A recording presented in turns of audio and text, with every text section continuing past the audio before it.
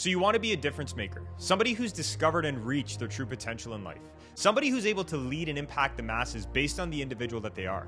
And here's the truth, you have those capabilities within you. You just haven't really been taught how to unleash them. And at Molliteum, we're on a mission to make sure that you can do that. My name's Matt Calderoni, and I'm the co-founder of Molliteum. We've helped just over 5,300 high performers like yourself be able to discover and reach their true potential in life by building the trait of resilience. And on the Difference Maker podcast, we're here to do that. All you need to do is commit. Commit to being better, commit to dominating, serving, impacting, having passion, and finding resolve in what you're doing on a day-to-day basis. And I promise you, if you commit to that and you take in the info that we're going to teach you about, the tools, the traits, the tactics, the skills, you'll be able to be a difference maker. So, welcome to the Difference Maker podcast. And if it's the first time here joining, I'm telling you, it'll change your life. Okay, and we're back to the Difference Maker podcast. Your hosts, Matt and Chris Calderoni. Welcome back, everybody, to our second episode of 4 when it comes into reinventing yourself for the new year. Chris, catch us up. What's going on? Honestly, not too much. Super excited to get this episode going. There's the World Cup that's going on today as well. Finally, the games are back after a week of preparation for those guys. So it's going to be fun. It's a good day. Good day to get this going. Yeah, and probably like everybody, you're in a spot right now where you're wrapping up the end of the year. It's something where you're really starting to push and stress yourself and so on. Totally fine. Take this half hour that we're going to use with you right now and really reset. So with that being said, let's dive into it. So you're a difference maker. You want to be a difference maker this year. You want to be somebody who's able to push yourself past what you did last year. You're in the right spot. We're helping you with that right now. We're going to give you the second part of this formula. So last week, let's recap pretty quick what we did. We helped you understand really what your vision was, set some standards up, and get you started on your habits, right? And your morning power and so on and so forth. We had an amazing little audio track that you could utilize that we put in our description there. So again, go back to last week's episode if you didn't get it and just click in it and you'll have the morning power that's in there so you can download it. But we had some good stuff going forward. So now, this week, we're going to get the second part of that done. So if you're really going to reinvent yourself, again, like we kept saying the other week, it's more than just setting targets, right? You got to really understand who you want to become. And the thing is that we look at when we work with some of these top athletes or CEOs or business pros or whomever they might be, we really focus on becoming an individual. It's more than just accomplishing something. It's like, okay, this is who I want to become in the big picture. This is who I am. These are the steps I need to take towards it. So we're going to work on now the part that allows you to really build your, we'll call it your motivation or your kind of like the engine in the car, which is understanding what your purpose is today, understanding what values you live by, and more importantly, understanding the rules that you put on those values to achieve success. So we're going to go through all of that. We're going to help you with it. Again, if you haven't already, pause the episode right now. Go get your notebook, go get a pen, go get some paper, go get something to write on. We have designed these sessions specifically to be like a coaching session with us. We're going to give you some good gold, and we're going to dive right into it right now. So let's start with it. The second thing now that we got to dive into, like we said, is your purpose, is understanding exactly what your purpose is, why you do what you do, the reason that you're here, the reason that you exist, and why you're going to keep pushing past the tough times. I mean, purpose is very simple when you want to understand what it is. It's just simply realizing that it's your motivation, it's the engine of the car, like I said, and it's what excites you. It keeps you locked in. It's what allows you to say, hey, in the middle of a New Year's Day when it is, middle of January and you feel like you've already lost out on what you wanted to accomplish, this is the thing that pulls you right back in and says, keep going, right? This is the thing that motivates you. This is the thing that drives you. This is the reason, the cause, the absolute motivation for your existence. So I think it can be a little fluid as well sometimes, where like for sure you have that one big piece that's your purpose, and then there could be like little offshoots that change throughout the year. Correct? Well, to pause on that, we're actually going to be covering in today's tool and realizing why there are multiple purposes that an individual has, and this kind of unstraight shooting talk of, hey, everybody has one purpose in life and one cause. That's absolutely not true. Kind of like Chris alluded to, when it comes to purpose, you will be inspired in different parts of your life based on what you're doing, what you're going through, which will cause you to have a new purpose. So people absolutely have multiple purposes, which is why we're going to go on a deep dive today with that. So yes, very important to understand that piece. Now, understanding how it's discovered is we've really got to take the time before we go and set targets and so on to slow down and remember why you really started, right? And your purpose is simply the reasons that you started. And then it's also a mixture of the reasons that you want to keep going, right? So maybe you started like me when I used to play soccer because it was something that was, what I used to watch on TV and it looked fun and enjoyable and that's who I wanted to be and that was great. But then as I kept going through it and going through my sport, it then became something where it's like, I want to be able to give goalkeepers something that I never really had, which was a clear-cut path on how to get to Europe potentially, how to become that individual that does that. And then more purpose started to stack on. And then even from, my soccer, you see how my purpose completely changed and it came to me building Molatium out. Right? So it's understanding that your purpose isn't just one thing, but it starts with understanding why you started in the first place. And I think what's important to understand about that is as human beings, we truly chase how we feel in certain ways. I think it's often misunderstood, and we're going to dive into this when we do get to values, but we sometimes think that our purpose is like, because I want the car. When really what you're chasing is true or not, the feeling behind that, the feeling behind what it means to get that car, how you'll finally feel, right? Like what it makes you feel when you contribute to a group of individuals, what it makes you feel when you give back, what it makes you feel when you're able to help that individual that you said you would help, what it makes you feel when you reach that level of success. And I think if we can understand what those emotional reasons are, we can really get to a deep purpose. Chris, go ahead. You were going to say something. Well, yeah, that emotional meaning, I think it's important not only for like validating it to yourself, but like to understand that it's bigger than just surface level stuff. Like everyone loves the money, everybody loves the cars, everyone loves that stuff, and there's nothing wrong with it at all. But for when people like find themselves in a bit of a hole in the sense of like, I'm just doing this for this, that, or whatever, like giving it a bit of a deeper meaning and actually questioning it a little bit can truly help you out in the sense of you feeling fulfilled yourself, as opposed to just, it's just material things. Maybe there's something that's a little bit deeper that's more meaningful to you. Yep. And it just takes a little bit to ask yourself and to really not like it, just deep dive into it a little bit and go from there. Well, it's funny because I was saying that to a couple individuals we were working with this week, and it's like, we'll keep going back to it, but the true key of high performance really is slowing down. And the problem that we often see with high performers is we move so fast, right? Like we're constantly looking for that next thing, that next advantage, that next edge. And the problem that we start to discover is that you actually get caught up and start moving a little too quick. And then you forget why you're doing what you do. And before you know it, if you're like me in any way, sometimes you get into these weeks or modes or days where it's like, what the heck am I even doing right now? Like, where did I even go? Why are we doing this? What's the point? And then you have a reset, you slow down, you reason with things, and you reset. That's all. That's really how it goes. So getting in touch with this purpose today and understanding exactly what makes you feel a certain way and then chasing that feeling by doing what you love, that's how you find your purpose. You got to understand, this is what I want to feel. This is what I do to make me feel that way.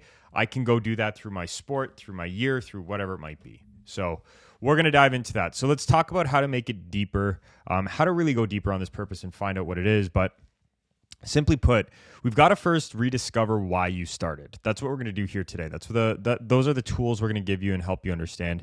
And then we're going to rediscover the feelings that you're chasing. Because I think, again, something we forget to do is like, and I never did this until I was older, but I didn't realize what I was always chasing was that feeling of being a kid when I was playing my sport.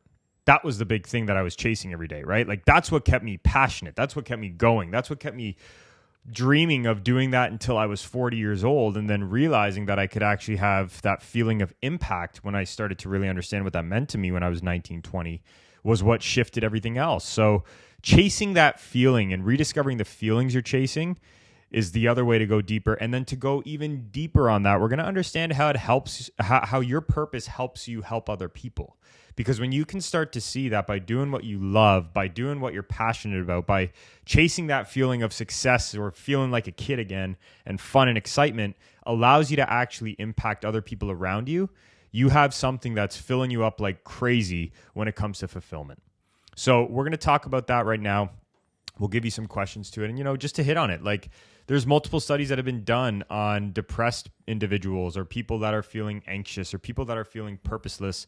And really, it shows this research that people who have a purpose in life are actually the ones who are able to stay happier, who are the ones that are able to stay fulfilled and engaged and on top of their game because they have that purpose that says, I know when I need a break, but I know when I want to push myself. I know why I'm pushing myself, and this is what I do to get there.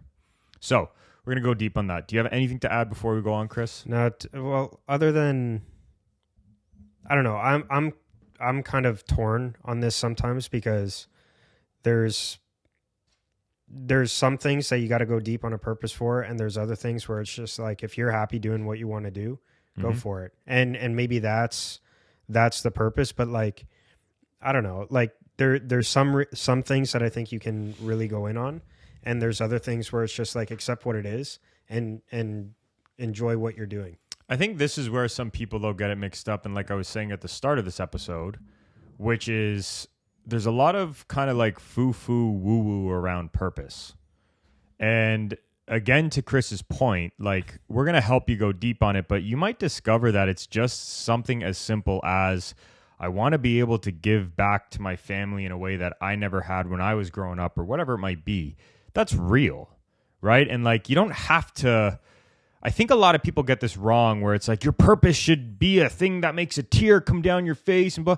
It's like, yeah, you're going to have that sometimes when you have situations with emotional meaning that pop up. But I think sometimes we get into this where it's like, oh my God, it's got to be this thing that's so big. And it's like, it's really not. Like, I know for me in Molliteum, the reason that I stay locked in the way I want, it's like, why don't you stop? It's like, well, I really want to help people discover and reach their true potential. That makes me happy. And doing that every day allows me to be happy. So it's like, that's one purpose. But I also have another purpose of doing, my family right and having a strong family last name that's remembered for something. And I do different things based on that. But my point is, and to Chris's point too, it's sometimes just, it's deep for sure, but it's something that sometimes hits you right in the face and you neglect it. And it doesn't mean that it has to be this big, deep reason that you can go write a 1,000-page essay on or whatever. It's something that really gets you going. So let's start with this. These are questions that you need to answer. And what we'll do this time, I think, is just put them in the description below. That way you have them and you can take a look there. So question number 1, you want to answer for your purpose. Why did I originally get into my sport or profession in the first place? What was it? Like, for me, it was very simple, right? It was, I want to get into my sport or profession simply because of the fact that I wanted to be, a superstar as a child. That's what I was really chasing. And then how did I feel, right? That's the second question you want to answer. List all the emotions that it makes you feel. So how did I feel? And it's like, well, you know what? It allowed me to feel like a kid. It allowed me to feel like I was having fun. It allowed me to feel like I was going on an adventure. It allowed me to feel like I was inspiring other people. These are all the things that it made me feel.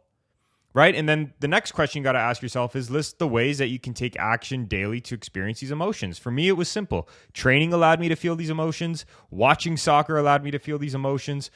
Simply putting on my gloves as a goalkeeper and getting ready allowed me to experience those emotions. But it all revolved around that sport and why I started. And I think, especially when we go through the tough times, and something that I'll get you to weigh in on, Chris, because you've got a couple athletes who were dealing with this recently, sorry.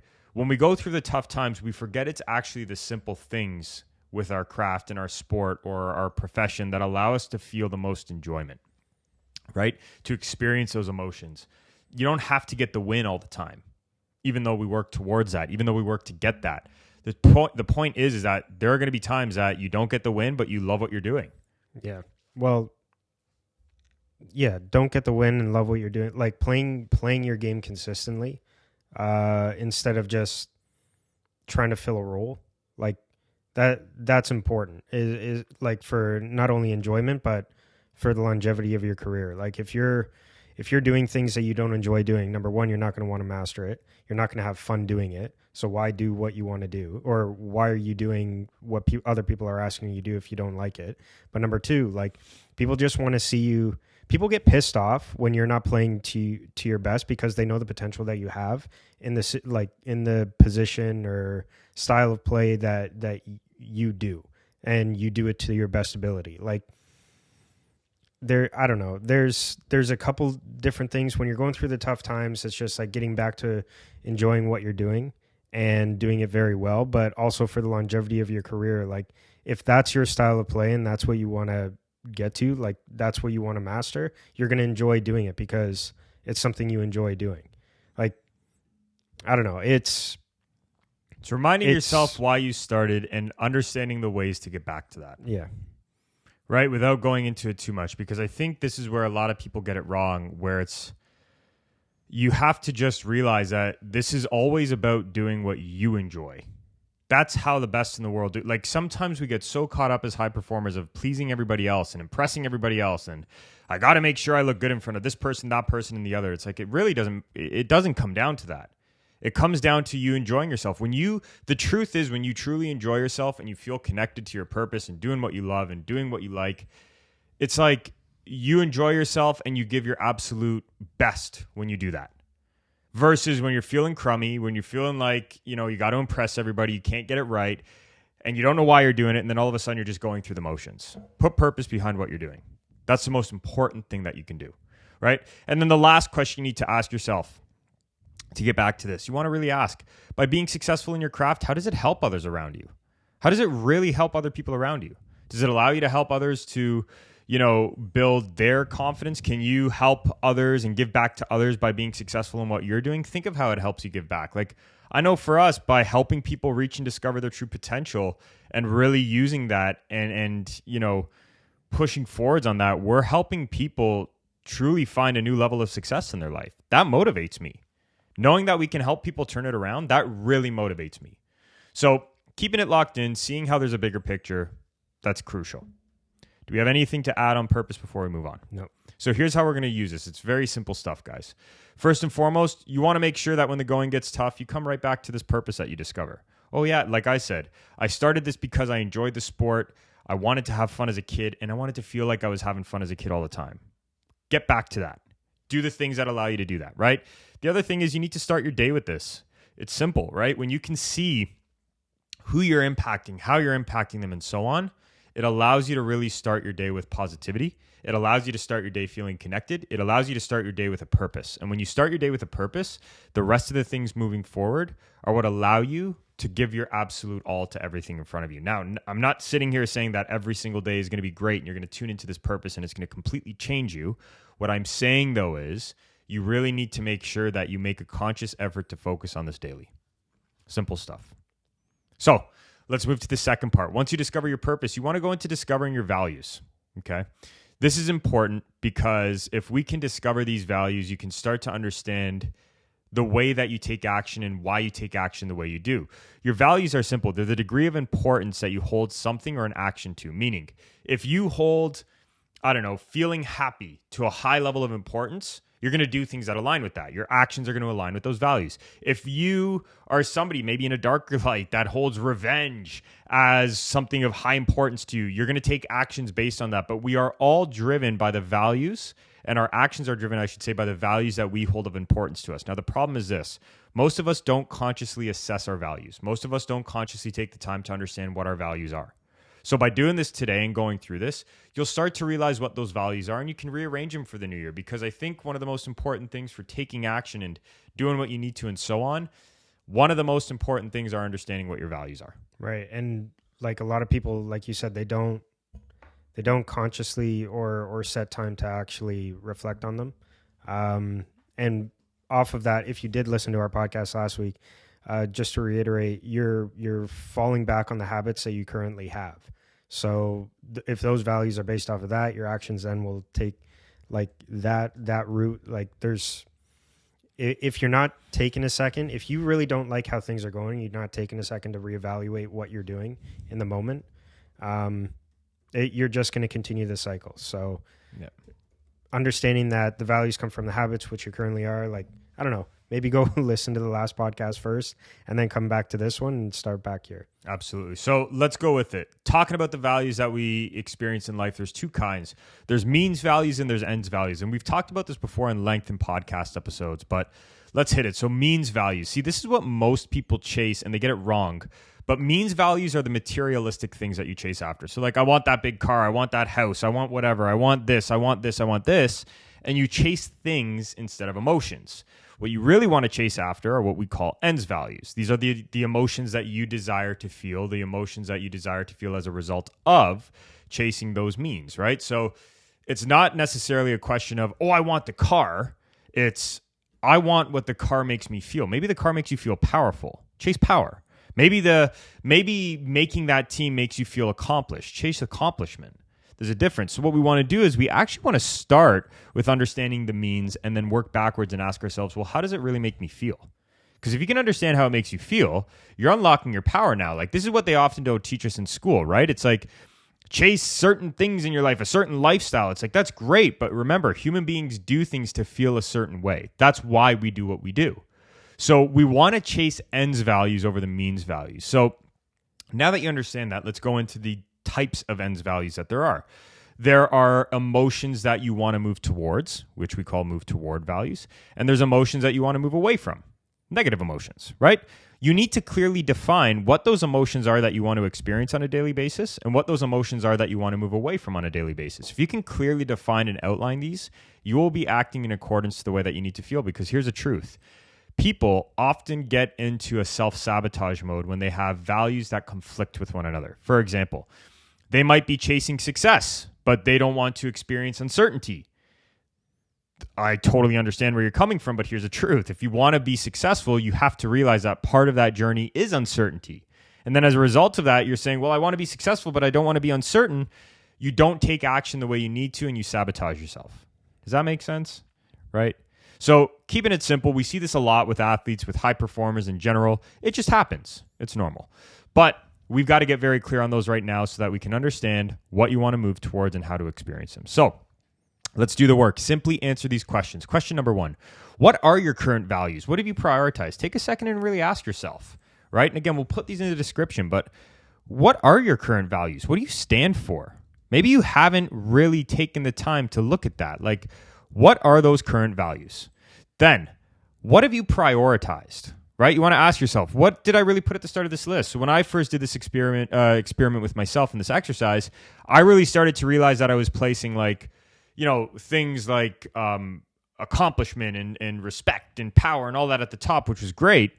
But I started to realize then when I was looking at the move away from values, I wasn't really prioritizing the right things, right? I was trying to move away from, well, I don't ever want to feel like I'm, in a spot where I'm not in control. And it's like, well, the truth is, on your journey or path or process to success, you're going to feel out of control sometimes. That's normal, but that's also part of being resilient. It's understanding that not being in control 100% of the time is okay, so long as you can work towards what you want consistently.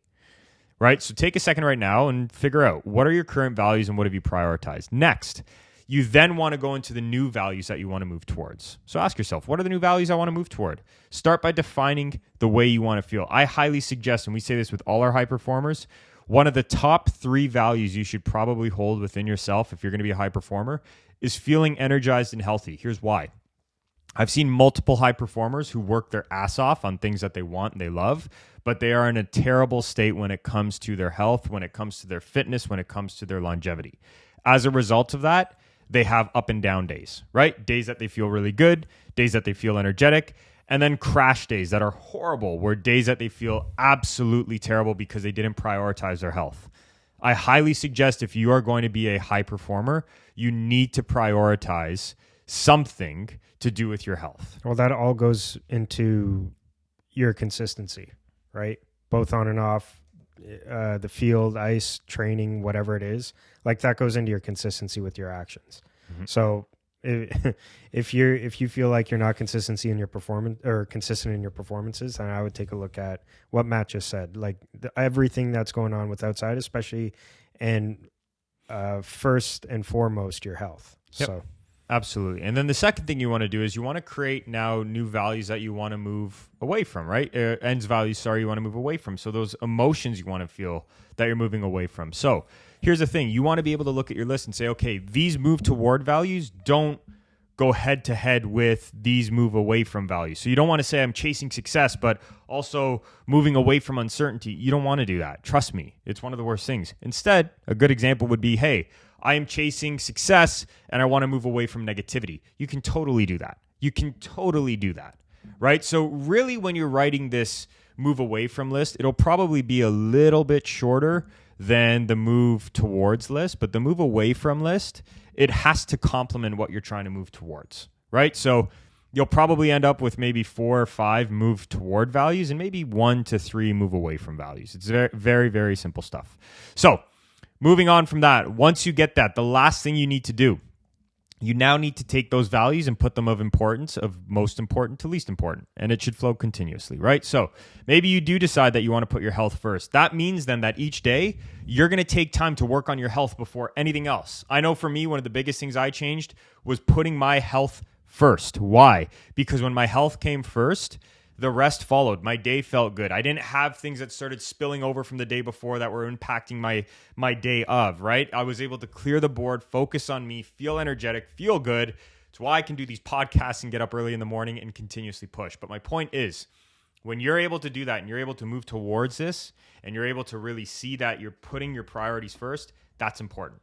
So you want to organize those, put them in a list, most important to least, and it should flow. Okay? Now, once we do that, here's how you're going to use them. You should have your decisions or your day schedule flow based on these values. So if you're like me and you value health first, you value connection second with your family, and then you value your respect, life's work, whatever you want to call it, third, that's what I put into my priorities. I actually schedule things around that. So I start my day with health. I follow up with a text message to a family member or a loved one, and then I get into my work for the day. Simple stuff, but that's what I value. When I'm conflicted then with a decision, you want to make a decision based on these values. For example, I know for me that every single day, every single time, I am working towards on a daily basis, going to bed during the week, Monday to Friday at 9 p.m. Sorry, Monday to Thursday. Fridays are the days I kind of take off from that. But Monday to Thursday, you will not catch me. In the most rare occurrence, I'll say, unless it's for a very good reason, you won't catch me missing that 9 p.m. deadline simply because I've prioritized my health. That's how I do that, right? Sleep is health. That's how I look at it. So taking the time to make sure you do that, rewiring those values, it's a very simple process to go for. And then the last part to it is you want to review them daily. So the last part to this all, you got your purpose together. You got your values together. We need to talk about rules. Now, rules are often where people get this wrong. Rules are the constraints that you put on your values to say, this is what must happen in order for me to experience this. So the problem is often we see people who set rules that are not playing in favor of them feeling good, right? We see this with high performers where they almost set a rule of perfection. Maybe that's you.